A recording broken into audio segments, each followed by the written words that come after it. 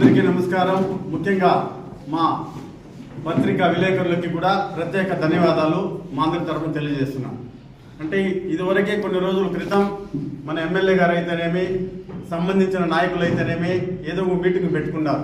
వాళ్ళు మీటింగ్ పెట్టుకున్నప్పుడు వాళ్ళు ఏం చేయాలంటే వాళ్ళ అభివృద్ధిని కానీ వాళ్ళు చేసే అభివృద్ధిని కానీ చెప్పుకొని, అంతేగాని ఏదో మీటింగ్ పెట్టుకునేది మన కోసం మన అభివృద్ధి చేసుకుని ఒకటి అమరన్ గురించి మాట్లాడేంత హక్కు ఆయనకు లేదు. అమరన్న ఎక్స్పీరియన్స్, ఆయన అనుభవం అంత లేదు నీ వయసు.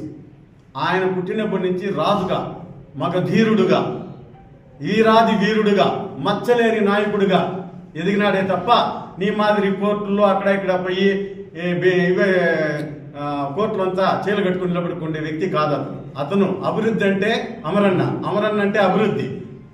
తెలుగుదేశం ఎప్పుడు కూడా రైతులు కానీ అన్ని విధాలు కూడా కాపాడుకునేది తెలుగుదేశం పార్టీ. ఈ తెలుగుదేశం పార్టీని, ఈ కూటమి ప్రభుత్వంని విడదీసేదానికి మీరు లేనిపోని కక్ష రూపంలో మాకు కలతలు పెట్టి మీ కుట్ర రాజకీయం చేస్తే మేము దీన్ని సహించం. ఎందుకంటే ఎన్నో విధాలుగా చూస్తున్నాం. ఎక్కడన్నా కానీ మన అమరన్న గారు, అతను కానీ వాళ్ళని కానీ ఎక్కడన్నా కూడా విమర్శించే విధంగా ఎక్కడన్నా ఉందా?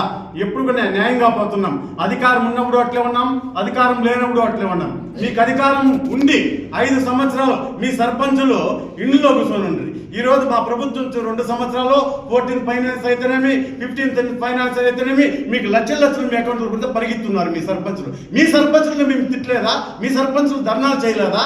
మీరు ఏ శాఖ ఇది లేక మేము అభివృద్ధి చేసి మా సర్పంచ్ రీసపరం చూడకుండా కూడా ఈ కుటుంబ ప్రభుత్వం మీకు 14 ఫైనాన్స్ 15 ఫైనాన్స్ వేస్తే ఈ రోజు పరుగులు తీస్తున్నారు.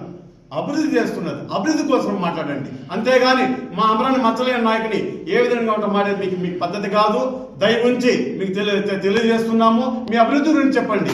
తర్వాత ఇంకా క్రమశిక్షణ పార్టీ తెలుగుదేశం ఏ విషయంలో తీసుకున్నా, ఈవెన్ కింద సర్పంచ్ నుంచి even CM Chandrababu Naidu level వరకు కూడా ఒక ఫోటో కాల్ ఉంటుంది, ఒక సబ్జెక్ట్ ఉంటుంది. ఎవరు కష్టపడినారు వాళ్ళకి మాత్రమే పదవులు దక్కుతుంది తెలుగుదేశంలో. మీ మాదిరి ఇంకోటి ఇచ్చి డాక్టరేట్లు అవి తీసుకునే సబ్జెక్ట్ ఉండదు.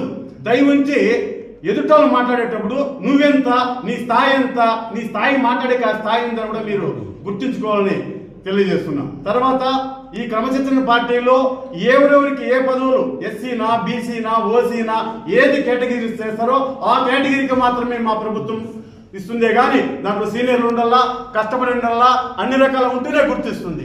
ఈ రోజు అన్ని రకాలు చూస్తున్నాం. ఈ రోజు మా ఆల్కొప్ప రాజన్న ఆయన సీనియర్ నాయకుడు, ఆయన నీకేమన్నా తక్కువ కాదు, మీకేమన్నా తక్కువ కాదు. ఒక వాల్మీకి, మేము కూడా వాల్మీకుల్లో ఈ నియోజకవర్గంలో ఎక్కువ ఓట్ల శాతం ఉన్నాం. మేము మాకు ఇస్తే మీకు ఎందుకయ్యా బాధ? మా వాల్మీకులు ఎందుకు విమర్శిస్తారు? ఏమిటో మీరు విమర్శించుకోండి, లేదంటే మీరు మీ బాధను పడుకోండి. మా వాల్మీకిని విమర్శించద్దండి దయ ఉంచి. కాబట్టి ఖచ్చితంగా చెప్తున్నాము, మా క్రమశిక్షణ పార్టీ ఆ పార్టీ ప్రకారం ఏ కేటగిరీకి వస్తే ఆ కేటగిరీకి మేము పదవులు ఇస్తున్నాం, న్యాయం చేస్తున్నాం. దయ ఉంచి ఇలాంటి ప్రకటనలు పలుకుతూ చేయకూడదని.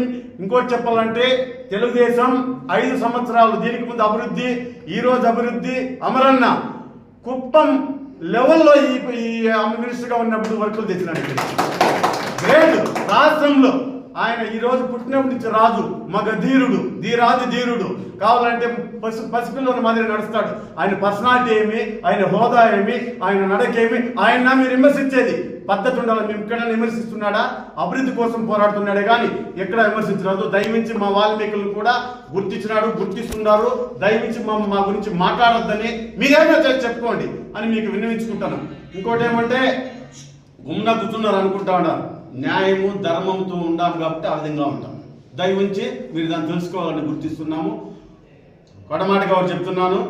అలుగుటయే ఇరుంగని మహామహితాకుడ జాత శత్రుడే అలిగిన నాడు మీలాంటి వారందరూ ఏమవుదురో అని తెలుసుకోవాలని గుర్తిస్తూ వినిపించుకుంటున్నాం.